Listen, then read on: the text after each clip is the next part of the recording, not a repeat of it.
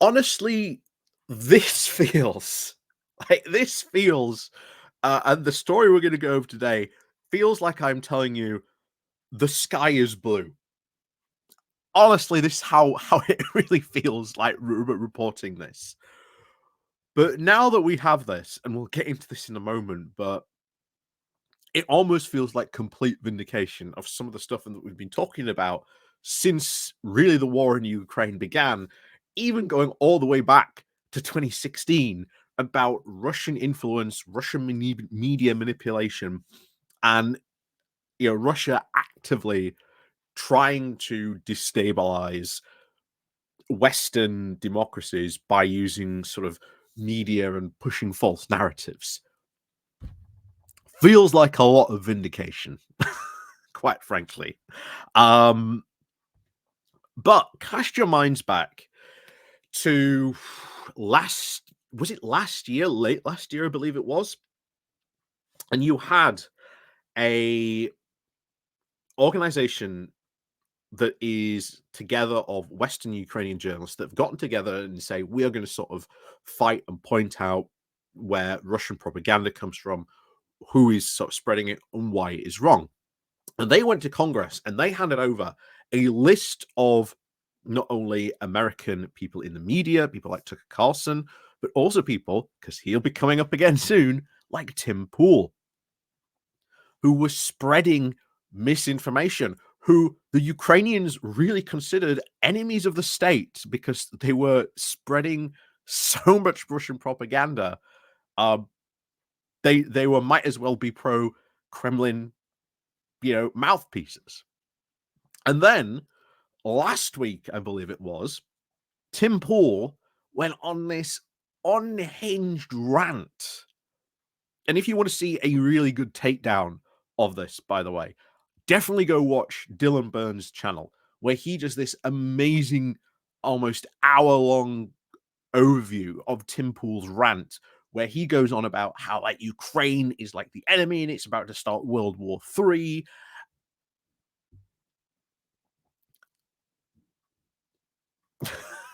and now we have this. But if you do go over there, by the way, do tell them that I sent you, because I would love to absolutely get Dylan on Geoscope with me and Graham. I think that would be really, really good to have a good discussion with him, not only about the stuff that he does in Ukraine, but just what's going on in that area at the moment in general. It'd be really, really good to have him on, because he does some fantastic stuff. So go give him like a watch and support him. And like I say, tell him to come on Geoscope at some time. Like I say, we'd love to have him on. But onto this news story that just broke. This is going to have some interesting repercussions, a lot of interesting repercussions on this. So before we do get into this, please do remember to click on the like, share, and subscribe button. And of course, down below, there are links to my Patreon page, the one-off donation link called Buy Me Coffee, where you can buy me coffee, the YouTube thank you button, and of course, there's the Pony Club down below as well. So, in the latest, the sky is blue news story, DOJ alleges Russia-funded media company linked to right-wing social media stars. Let's find out more about this. So, the unnamed Tennessee-based company that the Department of Justice alleges was funding by Russian operatives working as part of the Kremlin-orchestrated influencing operation targeting the 2024 US election is Tenant Media, which is linked to right-wing commentators with millions of subscribers on YouTube and other social media platforms, according to the US official briefed on this matter. The indictment, unsealed in New York's Southern District, accused two employees of Russia Today, the Kremlin's media arm, of funneling nearly over $10 million to an unidentified company described only as Company One in court documents. CNN has now independently confirmed that Company One is Tenant Media, which is a platform for independent creators and its own self-described as a network of heterodoxical commentators that focus on Western political and cultural issues. Gee, I wonder who else covers Western political and cultural issues. And don't you think they wear a beanie, perhaps? Anyway, according to its website, which this matches this very language contained in its newly unsealed indictment. One goal of the operation, according to prosecutors, was to fuel now pro-Russian narratives, in part by pushing content and news articles favoring Russian presidential, Republican, oh, well, Republican presidential nominee Donald Trump and others who the Kremlin deemed to be friendlier to its interest. The indictment also says that Companies One website identifies over 6 commentators. Among the commentators listed on Tenants Media's website are right-wing personalities of Benny Johnson and Tim Pool. Gee, I wonder if last week Tim Pool going on that massive unhinged rant calling, Ukraine an enemy of the West, got anything to do with the fact that he, had links with this company. Would be interesting to see if this investigation goes further and they start to maybe investigate the links between Tenant Media and, of course, these media personalities and see what comes out in those. We'll find out. Both, of course, have millions of subscribers on YouTube and other social media platforms. Poole interviewed Trump on his podcast back in May, and in separate statements released on Wednesday, Johnson and Poole said that they were, quote, victims of the alleged scheme, and that they say they maintained editorial control of the content that they had created. Yes, totally victims, guys. Tim Pool's known for his laziness when he comes to sort of researching some of this stuff. But yeah, totally a victim, guys. Totally a victim. Anyway, one said, we are now disturbed by the allegations, of course, in today's indictment, which has made clear that myself and other influencers were now victims of this alleged scheme, Johnson wrote on a post on Twitter. Should those allegations prove true, I, as well as other personalities and commentators, were deceived and victims, Paul said on X. The show is produced independently and entirely by a local team, without input from anyone externally to the company, he added.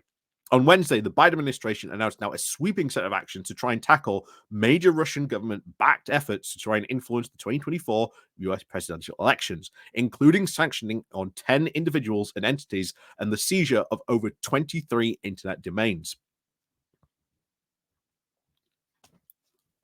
Again, sky is blue, right?